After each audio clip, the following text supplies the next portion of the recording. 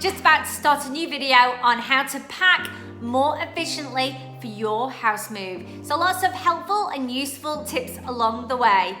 I'm Maria from Organise My Life, and if you haven't already subscribed, hit the subscribe button below and give me a thumbs up. I'll produce a video every single Sunday. Let's go. So before you start any of your packing, even before you start buying all your boxes, this is what you need to do first. Make a list. So you need to make a list of what you need to do a month before, what you need to do a week before, what you need to do 5 days before, 3 days before, 2 days before, and what to do on the day of moving, including things like changing the address on your bills, your credit cards, etc., etc. There are loads of really good, useful lists if you just Google it. Loads of different ones to have a look at. Secondly, declutter and purge. There's nothing worse than putting things in a box, taking them to your new house, and then realize there's no place for it or you don't want it. So everything that you're packing, just decide, do I really need this? And also, if you declutter in advance, it will really help you pack more efficiently. So take it to the charity, give it away, or even better, if you can sell them on social media or any other forms of marketplace, that's the way to go.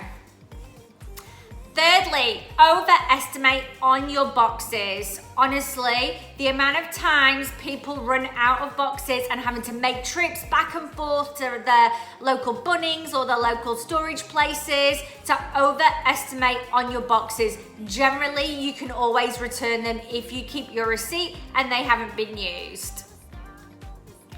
So you can use boxes that have been used before, and obviously these are free. Now, one thing I would consider is that boxes that have been kept in garages or maybe in storage units where there might be cockroaches and bugs and things like that, be careful about bringing those boxes into your house and especially into your new house. Personally, we had a massive issue.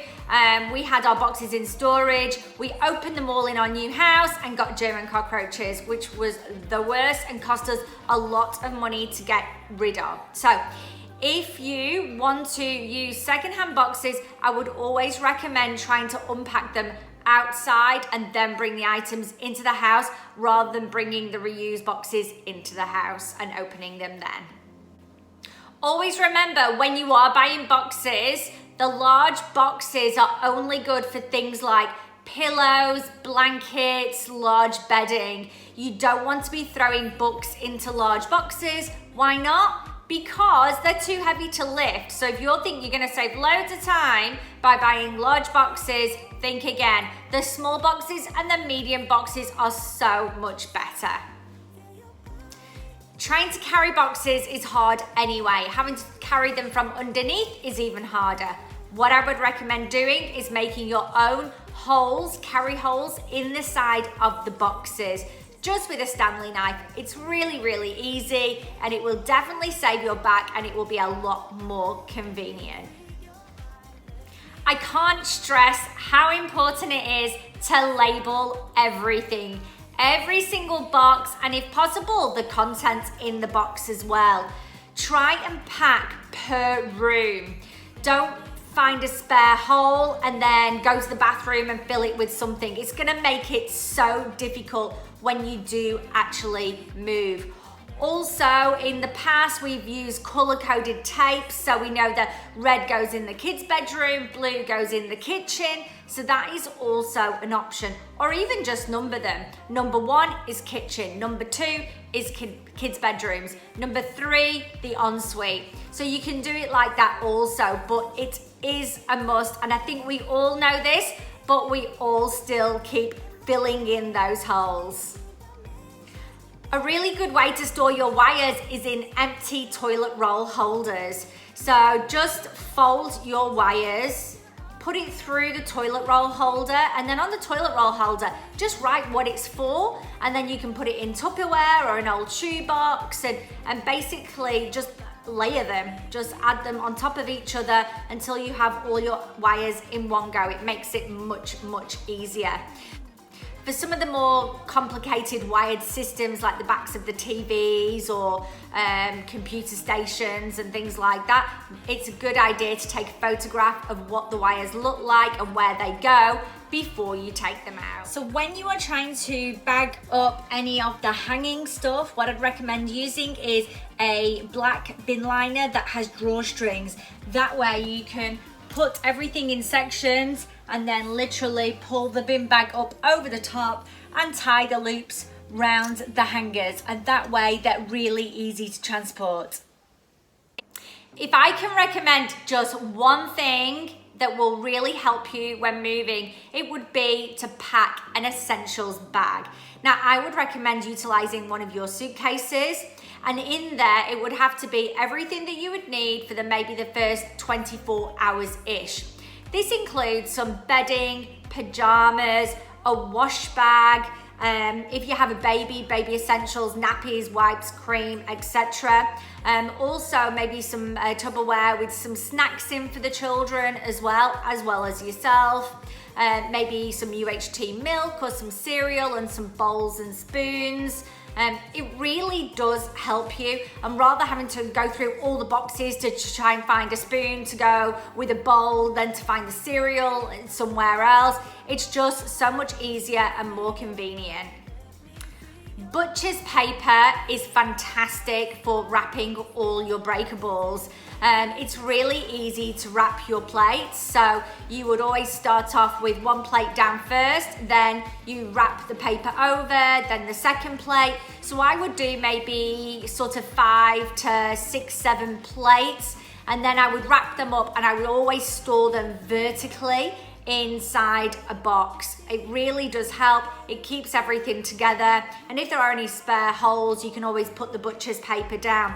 You can use bubble wrap, but it's not environmentally friendly, and butcher's paper is relatively cheap, and you can buy it from Bunnings, you can buy it from Officeworks, there's loads of places that you can buy it from. Whenever you're trying to transport large pieces of furniture like wardrobes and side tables, you always want to make sure that the doors are secured. A lot of people make the mistake of using sellotape. Unfortunately, this does leave marks on your furniture. So I recommend a good masking tape. Masking tape doesn't leave any residue at all. You can also buy non-residue duct tape as well if you want different colors, but this is perfect. Whenever you assemble large pieces of furniture like beds, tables, even like drawers, etc., make sure all your bits, all your screws, Allen keys, etc., go in a plastic bag, and then use your masking tape to then attach it to whatever it is. It will really help you in your move. Rather than throwing everything in a big box, it always gets lost. So what about when you arrive in your house? I definitely recommend having a little DIY utility pack. Put in there screwdrivers, Allen keys, masking tape, cloths, cleaning materials. It'll really help you and have everything at hand in a small caddy. So what should you be unpacking or doing first? What I recommend is to assemble the kids' beds first, and then maybe your bed, because at the end of the night it's the last thing that you want to be doing. So have that ready to go and do first. The next thing is your pantry and your fridge and any sort of food type things. So definitely need a good night's sleep, and you definitely need food. So try and get all that done first. Your essentials bag comes in handy for all the clothes, so that means you can wait till the next day to start unpacking everything else.